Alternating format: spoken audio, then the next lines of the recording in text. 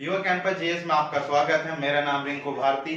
आपको इस चैनल पर जीएस पढ़ाई जाती है, जिसमें मैंने पॉलिटी और हिस्ट्री की क्लासेस शुरू की हैं। पॉलिटी में मैं आपको बहुत सारी वीडियो दे चुका हूं, जिसमें मेरा टॉपिक चल रहा है वो मौलिक अधिकार है। मौलिक अधिकारों में मैं कई वीडियो ला चुका हूं इससे पहले।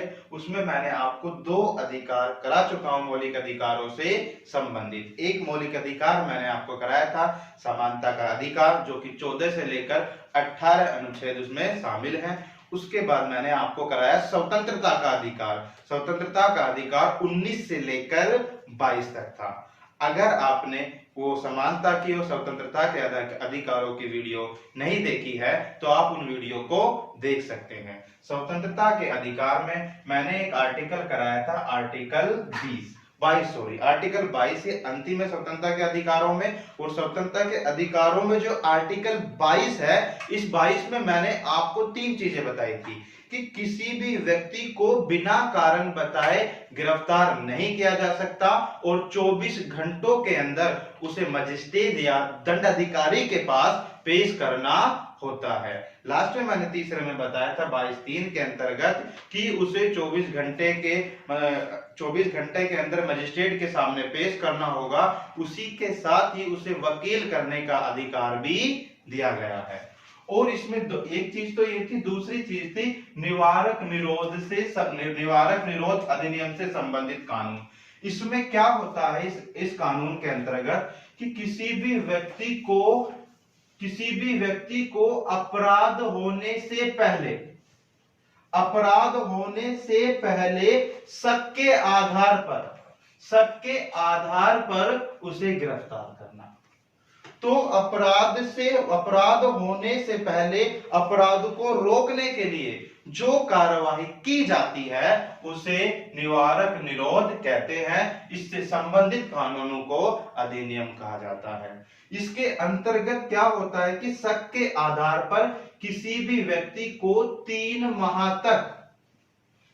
माह तक बिना कारण बताए गिरफ्तार किया जा सकता है। वैसे 22 में मैंने बताया था 24 घंटे के अंदर कि उस व्यक्ति को मजिस्ट्रेट के सामने पेश करना होगा, लेकिन यहां पर बिना कारण बताए किसी भी व्यक्ति को 3 माह तक गिरफ्तार किया जा सकता है यदि शक है, यानी कि देश की सुरक्षा से संबंधित कोई मामला है या कानून व्यवस्था बिगड़ने से संबंधित कोई मामला है कि ये अपराध हो सकता है, तो उसे रोकने के लिए उसे 3 माह तक गिरफ्तार किया जा सकता है। लेकिन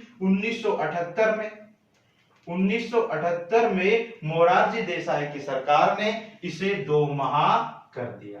पहले ये 3 माह तक था, अब 2 माह तक बिना कारण बताए गिरफ्तार किया जा सकता है। ये निवारक निरोध अधिनियम के अंतर्गत आता है।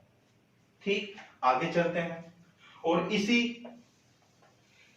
इसी अधिनियम के अंतर्गत भारत सरकार द्वारा कई कानून बनाए गए। उन कानूनों की बात हम करेंगे। आसानी से ये कानून आपको किताबों में नहीं मिलते हैं, ना ही जितने भी YouTube चैनल हैं उसमें भी बहुत कमी से आपको ये देखने को मिलेंगे। ये कानून मैंने बताए, जैसे इसमें तुम देखोगे मीसा, बहुत ही इंपॉर्टेंट कानून है, बहुत ही प्रसिद्ध कानून है। ठीक, आप इसके बारे में जानते होंगे, इसकी जो भी इंपॉर्टेंस होंगे मैं इसके बारे में आपको बताऊंगा।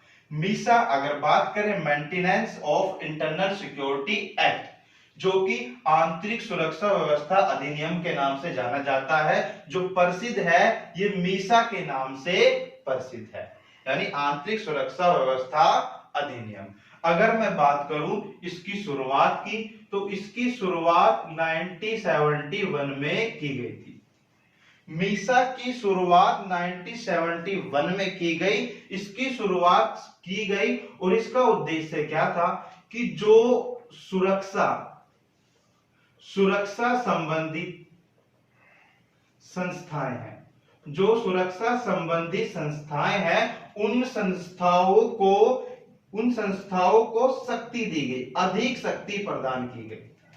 यानी लॉ एंड ऑर्डर बनाने वाले जो इंस्टीट्यूशन है, जो संस्थाएं हैं, उन संस्थाओं को शक्ति दी गई, अधिक प्रदान की गई शक्ति, कि वो संदिग्ध व्यक्ति को गिरफ्तार कर सकते हैं, वो कोई जवाबदेह नहीं होगा। तो 1971 में मीसा की शुरुआत की गई। ये क्यों की गई मैंने आपको इसमें बता दिया। तीसरा, ये 1971 में तो इसकी शुरुआत की, लेकिन इसका उपयोग इंदिरा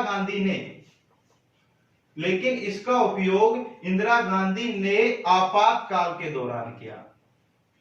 आपातकाल के दौरान किया 1975 से 77, यानी 1975 से 1977 तक आप देखोगे 21 महीने तक आपातकाल लगा था। उस आपातकाल के दौरान इंदिरा गांधी ने मीसा का खुलकर उपयोग किया। इसके माध्यम से तुम देखोगे इंदिरा गांधी ने किस तरीके से इसका उपयोग किया कि जैसे राजनीतिक बंदी थे, उन राजनीतिक बंदियों को जेल में डाला गया।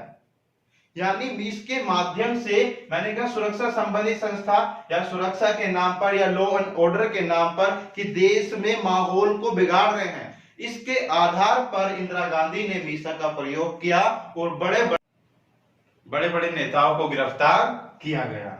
जैसे इसमें मीसा कानून का उपयोग मैंने बताया कि इंदिरा गांधी ने आपातकाल के दौरान इसका यूज किया। और यूज करने का मतलब यह है कि जितने भी बड़े नेता थे, राजनीतिक नेता थे, उनको गिरफ्तार किया गया, जिसमें बड़े नेताओं में अटल बिहारी वाजपेयी, लाल कृष्ण आडवाणी या फिर अरुण जेटली जैसे नेता भी थे, जिनको मीसा के अंतर्गत गिरफ्तार किया गया। कुछ नेता तो ऐसे थे कि जो आपातकाल 21 महीने चला तो 21 महीने तक ही उन्हें गिरफ्तार किया गया था। और साथ देने याद रखने वाली ये बात है कि जो लालू प्रसाद यादव हैं, लालू प्रसाद यादव को भी मतलब मीसा कानून के तहत गिरफ्तार किया गया था। और इस मीसा कानून के दौरान ही लालू प्रसाद यादव की बेटी का जन्म हुआ, तो लालू ने अपनी बेटी का नाम मीसा ही रख दिया। आज तुम देखोगे लालू की बेटी मीसा भारती जो राज्यसभा की सांसद है, ठीक, तो उनका संबंध मीसा कानून से ही है। तो 1971 में इसकी मीसा की शुरुआत की गई और उसके बाद सुरक्षा संबंधित कारणों के कारण किसी को भी गिरफ्तार किया जा सकता था। इंदिरा गांधी ने इसका यूज किया और इस कानून की जो आलोचना है वो आज वर्तमान तक भी की जाती है। और इसकी कांग्रेस ने भरपाई की, आपूर्ति के लिए मतलब सरकार को अपने मतलब की सत्ता पक्ष से हाथ धोना पड़ा। और 1977 में एक नई सरकार बनी मोरारजी देसाई की, और मोरारजी देसाई ने जो जनता पार्टी की सरकार थी उसने 1978 में इस कानून को समाप्त कर दिया गया। मीसा शुरू कब हुआ? 1971 में। समाप्त कब किया गया? 1978 में। क्योंकि इन्हीं के बड़े बड़े नेताओं को गिरफ्तार किया गया था, इसलिए उन्होंने इस कानून को सबसे पहले खत्म किया। तो मीसा से संबंधित जो भी पॉइंट थे आप इन्हें लिख लेना। ऊपर से मैं रफ करता जाऊंगा और जैसे ही मेरे को इस पर स्पेस मिल जाएगा समझाने के लिए, ठीक है। मैं ऊपर वाला मीसा कानून को रफ कर देता हूं। तो मीसा बहुत ही इंपॉर्टेंट था। कब शुरू किया गया, किस तरीके से इसका यूज किया गया, ये भी तुम्हें याद रखना है, ठीक। बात करते हैं अब कॉफी पोसा या फिर conservation of foreign exchange and prevention of smuggling activities act. तो जो विदेशी मुद्रा संरक्षण एवं तस्करी रोकथाम अधिनियम था, इसकी जो शुरुआत की गई थी 1974 में की गई थी। इस समय भी देश की जो प्रधानमंत्री थी वो इंदिरा गांधी ही थी। तो इंदिरा गांधी ने शुरुआत की, नाम से देखो किससे, विदेशी मुद्रा और तस्करी रोकथाम। यानी कि जो इसकी शुरुआत की गई थी वो संबंधित थी कि विदेशी मुद्रा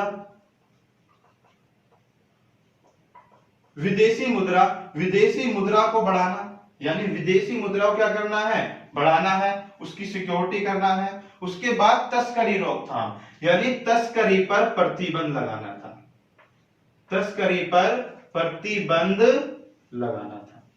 तो जो कॉफी पोसा था, विदेशी मुद्रा संरक्षण तस्करी रोकथाम अधिनियम, जिस पर विदेशी मुद्रा को बढ़ाना और तस्करी पर प्रतिबंध लगाना था, इसकी शुरुआत 1974 में इंदिरा गांधी के द्वारा की गई थी। ये भी मीसा से संबंधित एक कानून था। तो कॉफी पोसा आपको याद रखना है, मैंने आपको बताया मीसा, वो आपको याद रखना है। उसके बाद कॉफीपोसा बताया, ये विदेशी मुद्रा तस्करी पर प्रतिबंध से संबंधित है। इसकी शुरुआत 1974 में इंदिरा गांधी द्वारा की गई थी। ठीक, ये छोटा सा कानून था, इसको भी मैं रफ कर देता हूं।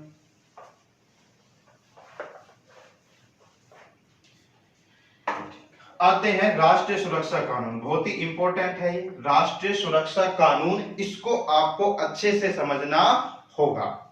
तो राष्ट्रीय सुरक्षा या तो NASA, national security act, national security act, या फिर इसे बोलते हैं राष्ट्रीय सुरक्षा अधिनियम, या फिर इसे बोलते हैं रासुका।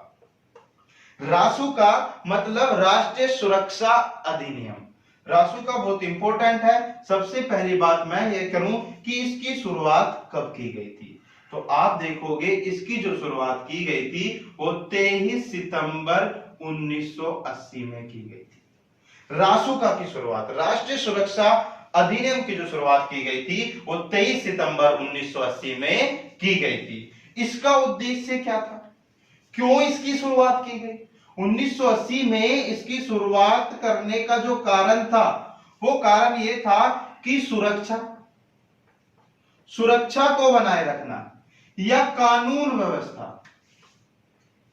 व्यवस्था को बनाए रखना। यदि कोई सुरक्षा में या फिर कानून व्यवस्था में बाधक बनता है या अड़चन पैदा करता है किसी भी तरीके की, रासुका के अंतर्गत उस व्यक्ति को गिरफ्तार कर लिया जाएगा।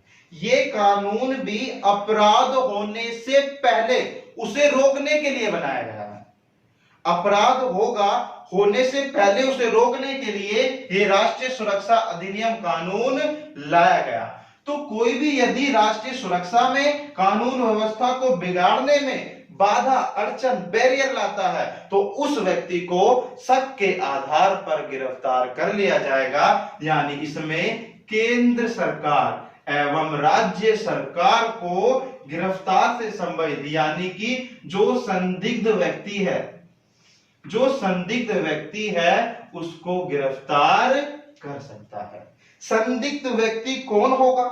यानी राष्ट्रीय सुरक्षा का मामला है, हमारे देश की कोई ऐसी जानकारी जिससे राष्ट्रीय सुरक्षा प्रतिबाधित होती है, या फिर कानून व्यवस्था बिगड़ती है, समाज में अशांति का माहौल बनता है कि इसे ऐसा होने से ये माहौल बन जाएगा, सिचुएशन बन जाएगी, तो उस सिचुएशन को बनने से पहले ही रोकना राष्ट्रीय सुरक्षा कानून का मकसद या फिर लक्ष्य है। अगर बात करूं केंद्र और राज्य सरकार को इस कानून के तहत शक्ति मिल जाती है कि किसी भी संदिग्ध, ऐसे जो कानून व्यवस्था को बिगाड़ेगा, संदिग्ध व्यक्ति को गिरफ्तार कर सकती है और 12 माह तक बिना आरोप के गिरफ्तार भी कर सकती है। यानी मैंने कहा 12 माह तक वो बंदी भी बना सकती है, बिना आरोप के 12 माह तक बंदी बन सकते हैं। लेकिन अगर तुम देखोगे इसी कानून के तहत 10 दिन तक गिरफ्तार कर सकती है। केवल जो संस्थाएं हैं वो 10 दिन तक गिरफ्तार कर सकती हैं बिना कारण बताए। अगर बिना कारण बताए किसी भी संदिग्ध व्यक्ति को 10 दिन तक गिरफ्तार कर सकती है, उसके बाद उसे कारण बताना होगा कि हमने इसलिए गिरफ्तार किया है। उसके बाद ये 12 माह तक बिना आरोप के भी उसको बंदी बनाया जा सकता है। रासुका राष्ट्रीय सुरक्षा कानून के तहत आज वर्तमान में भी कार्रवाई होती है। 12 माह तक बिना आरोप के बंदी बनाया जा सकता है और बिना कारण बताए 10 दिन तक उसे गिरफ्तार कर सकते हैं। 10 दिन के बाद राज्य सरकार से मंजूरी लेनी पड़ती है, उसके बाद 12 माह तक उसको गिरफ्तार किया जा सकता है। इसका जो एग्जाम्पल है, इसके एग्जाम्पल में तुम देखोगे Bhim army chief Chandrashekhar Azad. Bhim army chief जो है चंद्रशेखर आजाद है, उसको भी गिरफ्तार रासुका के तहत ही किया गया था। राष्ट्रीय सुरक्षा कानून के तहत चंद्रशेखर आजाद को गिरफ्तार किया गया था और 1 साल तक उसको जेल में रखा और 1 साल जेल में रखने के बाद भीम आर्मी चीफ को छोड़ दिया गया।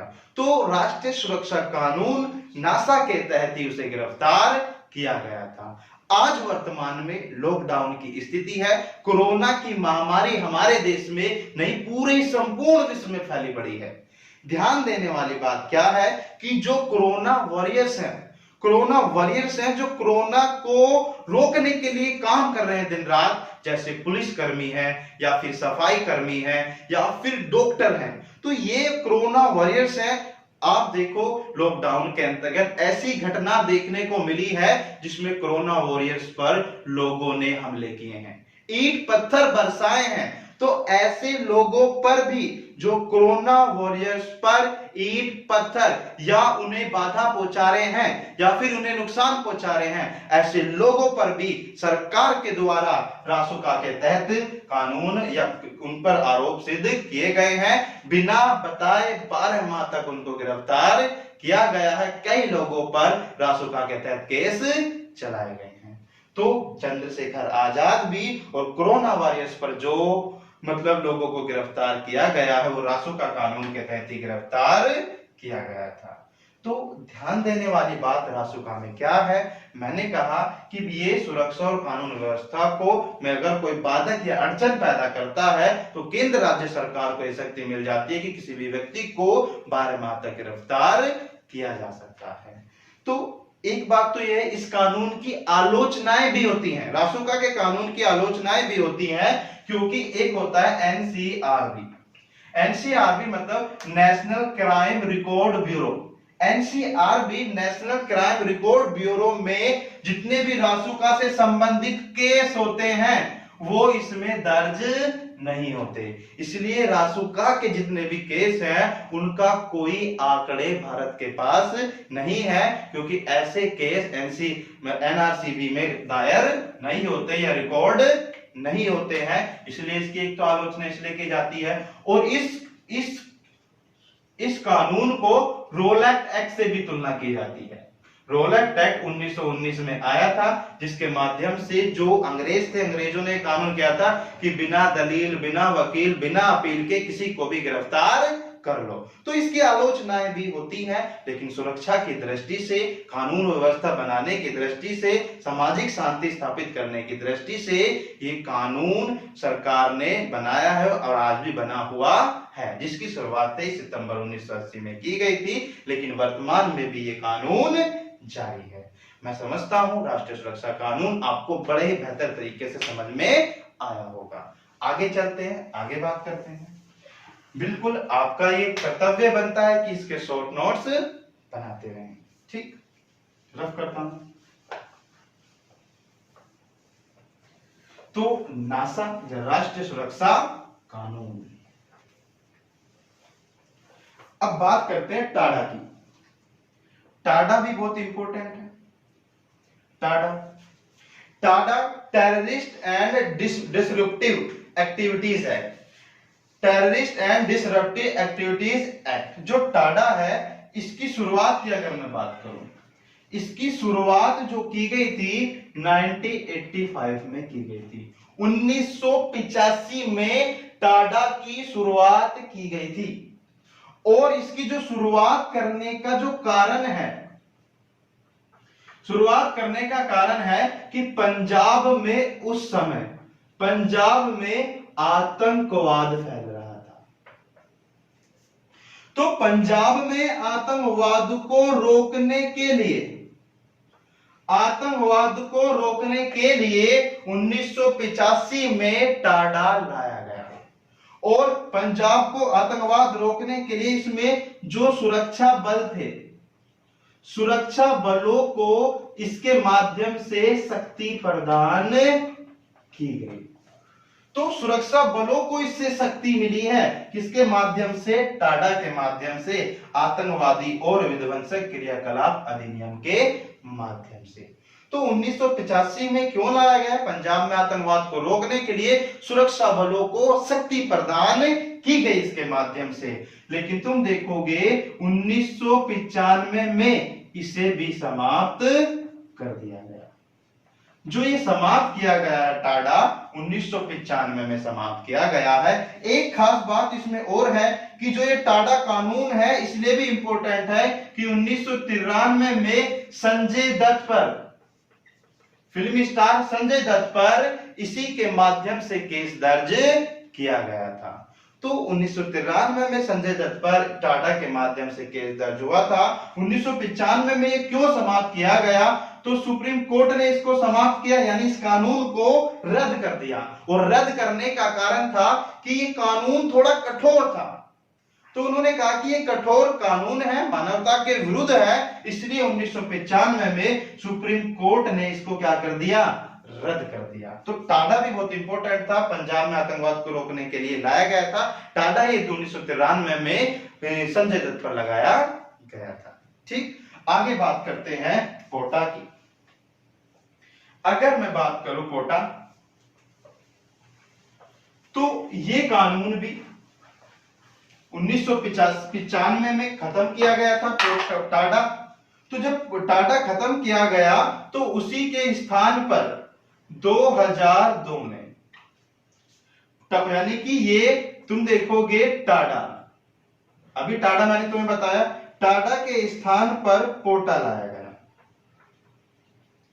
ये भी तुम देखोगे आतंकवाद निवारक अधिनियम या फिर प्रिवेंशन ऑफ टेररिज्म एक्ट से संबंधित है। तो टाडा तो समाप्त हुआ, उसके स्थान पर पोटा लाया गया। इसमें भी यही था कि किसी भी व्यक्ति को शक के आधार पर गिरफ्तार किया जा सकता है।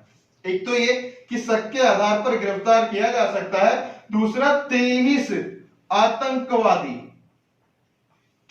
आतंकवादी गुटों को प्रतिबंधित किया गया। इसके माध्यम से 23 आतंकवादी गुटों को क्या किया गया, प्रतिबंधित किया गया। मैंने बताया कोटा 23 आतंकवादी गुटों को प्रतिबंधित शक के आधार पर इसमें उठाया जाता था, लेकिन 2004 में यह भी क्या कर दिया गया, समाप्त कर दिया गया। तो 2004 में इसे भी समाप्त, 2002 में शुरू, 2004 में यह भी समाप्त। ये टाडा के स्थान पर पोटा आया था। तो ये 5 कानून बहुत ही इंपॉर्टेंट थे जो मैंने तुम्हें बताए, इसको आपको याद रखना है। ये सारी चीजें ध्यान से मैंने तुम्हें बताया, ये 5 कानून को आप याद रखें जो कि आर्टिकल 22 से कहीं ना कहीं संबंधित थे। तो ये कानून आते इनमें से आपको 3 दे देगा, टाडा, पोटा, कॉफी, पोसा, एक अलग से दे देगा। तो पहचान कराता बताए निम्न में से मेल कौन सा नहीं है। तो अगर आपको इनके बारे में पता होगा, आप आसानी से पहचान सकते हैं कि आंसर उसमें कौन सा है। तो 5 कानून जो थे वो निवारक निरोध अधिनियम से संबंधित थे। मैं आगे की शुरुआत करता हूं। आगे ये समानता से स्वतंत्रता के अधिकार में संबंधित था, ये जो मैंने सब बताया, जो कि 19 से लेकर 22 तक की बात की गई थी। अगला जो अधिकार है, इसको मैं रफ कर देता हूं। अगला जो अधिकार है जिसका नाम है शोषण के विरुद्ध अधिकार, और वो मौलिक अधिकारों में तीसरा अधिकार है, शोषण के विरुद्ध अधिकार। मैं आपको मौलिक अधिकार पढ़ा रहा हूं। शोषण के विरुद्ध अधिकार जो कि तुम देखोगे अनुच्छेद 23 से लेकर 24 तक उसमें बात की गई है, या 23-24 किससे संबंधित है आपको बताना है, शोषण के विरुद्ध अधिकार से संबंधित है। एक एक इसमें से अनुच्छेद को हम बात करेंगे। आर्टिकल 23 की बात करेंगे, यानी अनुच्छेद कहें या फिर आर्टिकल कहें। अनुच्छेद 23 क्या कहता है और अनुच्छेद 24 क्या कहता है। अनुच्छेद 23 और 24 क्या कहता है। अगर मैं अनुच्छेद 23 की बात करूं तो इसमें क्या किया गया कि इसमें मानव दुर्व्यापार या बेगार प्रथा पर प्रतिबंध लगाया गया। ध्यान से सुनो कि अनुच्छेद 23 के अंतर्गत मानव दुर्व्यापार और बेगार प्रथा पर प्रतिबंध लगाया गया। मानव दुर्व्यापार मतलब ह्यूमन ट्रैफिकिंग, या तो तुम देखोगे मानव की तस्करी, गुलाम बेके खरीदे जाते थे। पहले भारत का इतिहास रहा है, गुलाम वंश भी रहा है, तो गुलामों को खरीदा व बेचा जाता था, उनसे काम कराया जाता था। एक तो मानव के व्यापार को रोका गया, या फिर लड़कियों को खरीदा बेचा जाता था वेश्यावृत्ति के लिए, तो वेश्यावृत्ति पर इस पर प्रतिबंध लगाया गया। तो तो आर्टिकल 23 मानव दुर्व्यापार पर प्रतिबंध लगाता है और बेगार प्रथा पर भी रोक लगाता है। बेगार प्रथा आपको ध्यान रखना है, बेगार प्रथा मतलब प्रथा बलात्सरम, इसका मतलब है बलात्सरम। बलात्सरम मतलब कि बल के आधार पर ना तो एक नागरिक और ना ही राज्य सरकार किसी से काम करा सकती है। बल मतलब कि मान ले जाए कोई बहुबली लोग होते हैं, वो किसी मजदूर को, किसी गरीब को जबरदस्ती किससे काम कराए और उसे एक उचित वेतन भी ना दे, तो ऐसी स्थिति में इसे बेगार प्रथा कहते हैं। ऐसी चीजों पर प्रतिबंध लगाया गया है कि ऐसा करना कानूनन अपराध है। तो मानव दुर्व्यापार और बेगार प्रथा पर, बेगार मतलब बल के आधार पर किसी से कार्य ना कराया जाए, तो ये बेगार प्रथा है, इस पर प्रतिबंध लगा दिया गया आर्टिकल 23 में। पूछेगा आपसे कि आर्टिकल 23 में क्या है, तो मानव व्यापार एवं बलात्सरम पर प्रतिबंध लगाया गया है। ठीक, अनुच्छेद 24 क्या कहता है, लेकिन थोड़ा सा इसमें एक और मैं बात बताना चाहता हूं, अभी मुद्दे में है ये कि अगर सरकार चाहे, अगर सरकार या राज्य मैंने आपको आर्टिकल 12 में बताया था, पीछे जाकर देख सकते हैं कि राज्य क्या है। तो मैंने बताया कि अगर राज्य या सरकार ये चाहे तो बल के आधार पर कार्य करा सकती है अपने नागरिकों से, अपने नागरिकों से बल के आधार पर करा सकती है, लेकिन सार्वजनिक सेवा हो या फिर सेना में हो, तो सरकार चाहे तो सार्वजनिक सेवा और सेना के क्षेत्र में उसको बल के आधार पर जबरदस्ती कि तुम्हें सेना में नौकरी करनी ही पड़ेगी। अभी सुनने में आया है कि 3 वर्ष तक सेना में सभी नागरिकों को अपना योगदान देना पड़ेगा। ये केवल सुनने में आया है, अभी इसका मैंने एनालिसिस नहीं किया है। जैसे ही मैं एनालिसिस करता हूं तो इस कानून के बारे में भी मैं आपसे चर्चा करूंगा। लेकिन अगर सरकार चाहे तो सरकार कर सकती है, ऐसा जो सुनने में आ रहा है कि सरकार चाहे तो बल के आधार पर अपने नागरिकों से कार्य करा सकती है, ये अनुच्छेद 23 का या अनुच्छेद या मौलिक अधिकारों का उल्लंघन नहीं माना जाएगा। ठीक, तो इंपोर्टेंट है कि मानव दुर्व्यापार और बेगार प्रथा पर प्रतिबंध किस अनुच्छेद के तहत लगाया गया, तो आपको बताना है कि आर्टिकल 23 के तहत इस पर प्रतिबंध लगाया गया है। बात करते हैं अनुच्छेद 24 की, बहुत ही इंपॉर्टेंट अनुच्छेद है। इसके अंतर्गत इंपॉर्टेंट इसलिए है क्योंकि इसमें बाल श्रम, एक तो बलात्सरम बल के आधार पर, इसमें है बाल श्रम, बाल माने बच्चे। अगर कोई भी 14 वर्ष से कम आयु का बच्चा है, 14 वर्ष से कम आयु का बच्चा है, तो उससे काम नहीं कराया जाएगा। परिसंकट जैसी स्थिति में काम उसे करने नहीं दिया जाएगा। जैसे कारखाने, पटाखों की फैक्ट्रियां या फिर किसी कंपनी, ऐसे स्थानों पर जहां उसका विकास बाधित हो सके, वो अपने विकास में कमजोर पड़ सके, ऐसी परिसंकट जैसी स्थितियों में उसके काम पर प्रतिबंध लगाया गया है। कारखानों, फैक्ट्रियों में वो काम करने नहीं दिया जाएगा। मैंने कहा अनुच्छेद 14 में चाइल्ड लेबर की बात की गई है,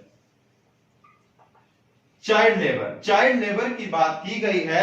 बाल श्रम पर प्रतिबंध लगाया गया है। 14 वर्ष से कम आयु के बच्चे से काम करने नहीं दिया जाएगा। और इसमें यह भी कहा गया है कि बाल श्रम अधिनियम 1986 आया था, और ये जो 86 है ये 2016 में लागू हुआ।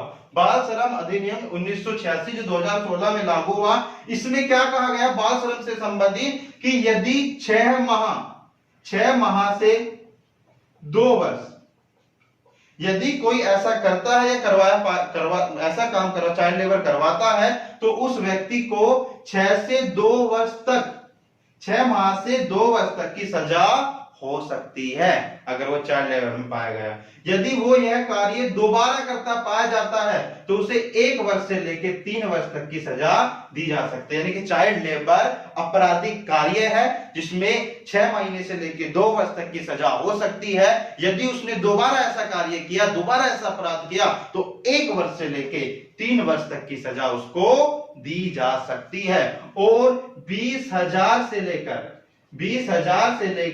50,000 तक का जुर्माना भी उस पे लगाया जा सकता है।